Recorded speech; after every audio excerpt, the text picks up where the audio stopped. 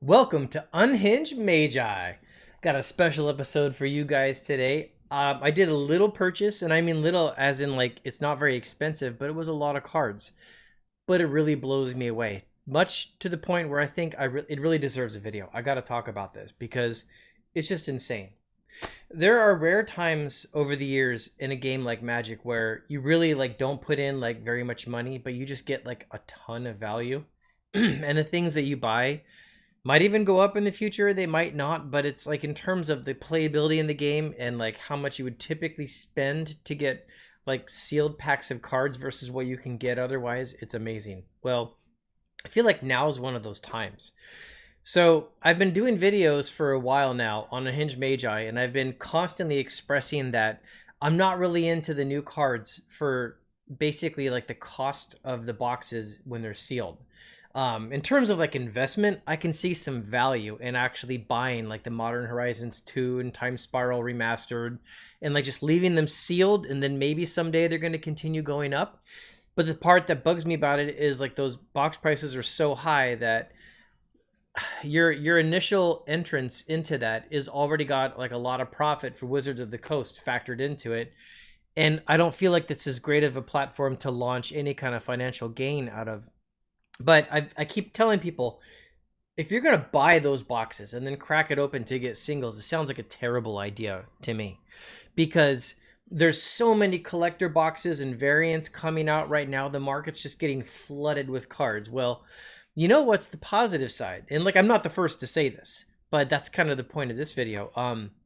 The positive side of it is if you want to get your hands on some pretty cool cards to actually play with for really cheap, oh my gosh, now's the time to do it. So that's what I've actually got here. And let me show you real quick what we're looking at. So we've got 3 different piles of cards here.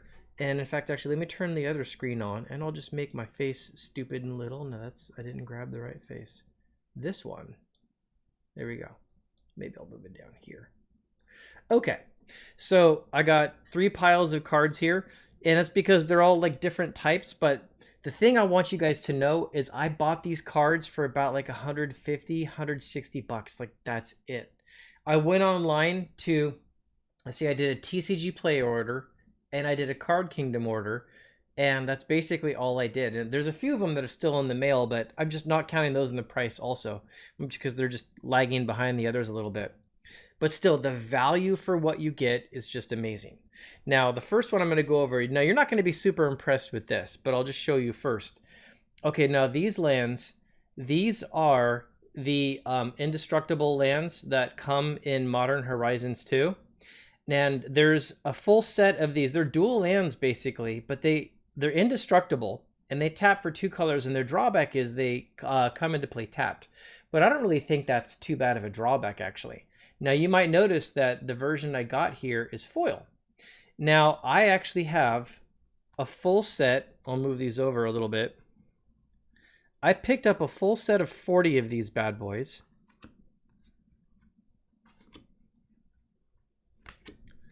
All foil, right? All Modern Horizons 2. Indestructible dual lands. Very playable cards. There we go. Now, the price that I paid on all this, it's no kidding, guys. It was like 15 cents a card. It was like nothing for foils that are extremely playable. Now, I actually love these for like future EDH or commander decks.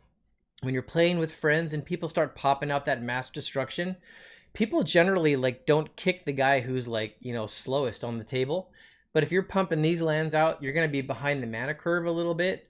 But then again, when somebody pops off like a Wrath or something that blows up lands, decent chance your mana is going to stick around. That's really good. I just love that. And they're all dual lands, so you can build the colors that you effectively need in a deck. So I think these are really cool cards to begin with. And I really like the foil versions of them. But for like 15 cents, I was like, my gosh, man, that is so cheap. So I was very excited to pick up a playset of these bad boys. So let me pick these up, and I'll show you the other cards. Now these are the only ones I got that are commons. The rest of them are all like rares, mythics, and like most of them are foil. Some of them are very special. maybe we'll go over this list next. So the first one you see here on the top, and look, this is a stack of cards. I mean, this is like all rares and mythics and stuff like that. Remember, I spent $150 for all this. So here's Garth One Eye. Now you guys have been seeing, we made videos about it. The Magic Historian made videos about it. This is a really cool card because you can actually pop out, you know, Disenchant, Brain Geyser, Terror, Shivan Dragon, Regrowth, and Black Lotus. And I'm going to build this into an EDH deck. I'm going to try to see if I can get Rudy to play a game of EDH also. And I'm actually going to get the actual cards with me in an actual Black Lotus and Disenchant and all those in the best versions that I have to actually play with this Garth. And so this was a foil version. And this was really not expensive at all.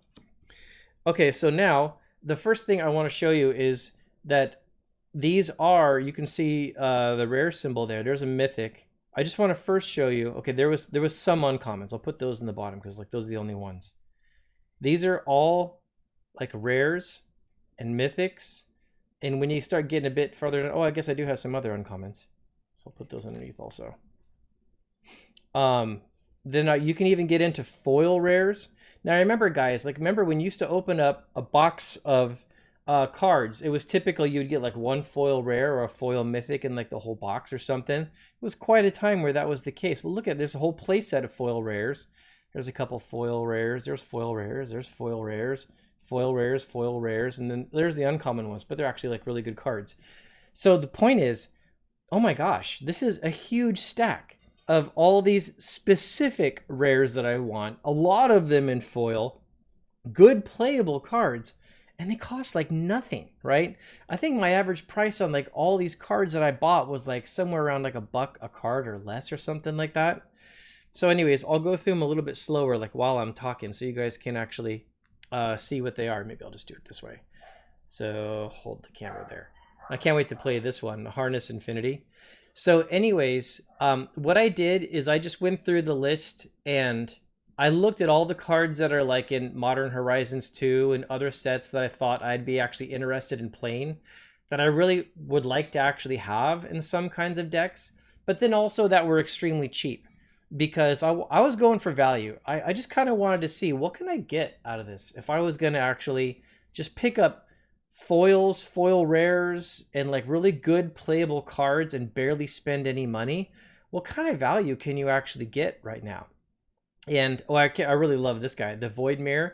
I was just thinking about, gosh, can you imagine this in like a vintage sideboard against like a Stacks deck or something like that?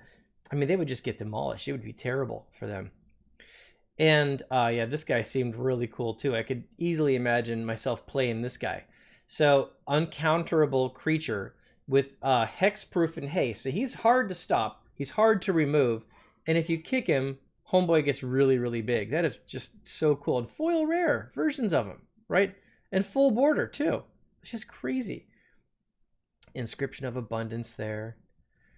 And yeah, so many of these cards I was looking at, and I know there's some degree of power creep that happens with like the newer cards and stuff like that.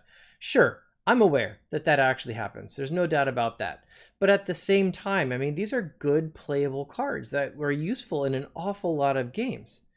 And this one, I just thought this was really cool because it's basically, it's a counter spell, but then you could play it as a land.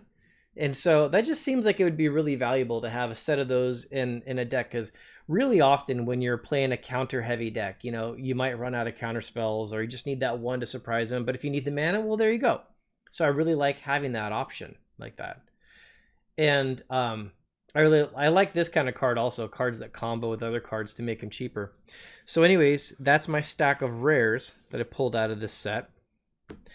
And now this is the one that I'm really excited about. Now, Rudy made a video talking about how cheap these ones actually are. It's all the Strixhaven special masterpiece type cards. Now, as you can see, I bought quite a stack here. There's a lot of them. Now, not only did I buy all of these, but I bought these, like most of them are either foil or foil etched. Now, I don't know if you guys like know this about me, but I kind of have a thing for gold. Like I really like gold anything.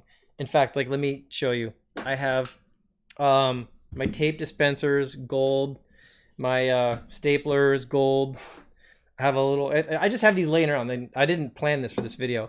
I have a little container that I used to use for chocolates, but it looks like a gold brick, so I just absolutely love it. I've got plain cards that are gold. In fact, those are really, really cool. And oh yeah, even my scissors. My scissors are gold. I mean, I like gold. There's no doubt about that. So when I saw the Strixhaven set here, I thought, you know, this is right up my alley. I really love this kind of stuff. I would really enjoy this. And so they were inexpensive, but they're really good cards. And so I couldn't believe the price that they are. So who knows if these are going to go up. But I did notice that when I was buying them, there was a limited amount that was actually available for the individual vendors on TCG Player. And you guys know supply demand. I mean, if the supply runs out, that's what makes the demand start spiking. But anyways, let's go ahead and go through these. So Approach of the Second Sun. Now, so you can see the foil up there on it. And Adventurous Impulse. And you can see this one's a full-on foil. And Agonizing Remorse. That's a foil. Blue Sky Zenith. So I'll just start flipping through these like while I'm like actually talking about them. So yeah, so I actually have like original print of like a lot of cards that are actually in this set. Like, you know, Regrowth's in here, you know, and Lightning Bolt's in here. And I've got beta, alpha, like versions of these kinds of cards. But, you know, for one thing, you don't always want to like put those in every deck that you play. I mean, I usually do, unless I got something else that's really like fun to play. But another thing is like, I don't want to tear the decks apart all the time. And I've kind of got all my old school cards together. So I looked at these and I was like, my gosh, these are, look, the artwork on this one is stupid. So I kind of bought this one because I thought the artwork was just so dumb. Anyways, most of these they're just so good looking, you know, being like foil, gold, and like good usable cards that I could actually see myself playing, that I really thought it would be fun to have these at least for like EDH games, or like if I ever enter other various formats. And you know, they're such pretty cards that I know they're cheap now, but I could see these eventually going up in value if like the, you know, Strixhaven boxes start running thin. In fact, I like these cards so much, I could actually see like buying Strixhaven boxes if I thought I could get them cheap enough. Oh yeah, the Lightning Helix, I really like that one. Lightning Helix is a great card. So I had to get a playset of that, of course, right? Mana Tithe, Memory Lapse, Primal Command. Now remember, this whole stack of cards, like all this stuff that I got. Now you guys might notice almost all of these ones that I'm pulling out, most of these are rares actually. Some of them are actually mythics, and these like special editions for Strixhaven. I forget what the name is. I have to go through so many names. I can't keep up. That had one foil shock. All the companies I bought them from didn't have multiple foil shocks. So yeah, they're just so pretty. I just appreciate them so much. And there was only one foil Swords to Plowshares. This was actually a fairly expensive card, because as you guys know, it's such a good card. Tendrils of Agony, one of the favorite finishers for years and years of vintage lists and stuff like that. See, we're almost done here. Last couple ones. Village Rites, Weather the Storm, and Denial. Yep. So there we go. Now that is a nice fat stack. Now again, let's just get a little closer so you can see how many of these are actually like rares. And you saw like a decent amount of them were all foils too. There's a mythic, right? Now you guys, what about the days when like you get like one foil mythic and that one foil mythic is worth like $150, right? I bought this entire stack, all of these cards, for $150, right? All of these, the Mystical Archives, isn't that what they're called? All of these guys, foil rares and everything, and then even the indestructible foil lands that I think are going to be fantastic for EDH. So nice fat stack of cards, good useful cards, huge percentage of them rares, huge percentage of them foils or special edition.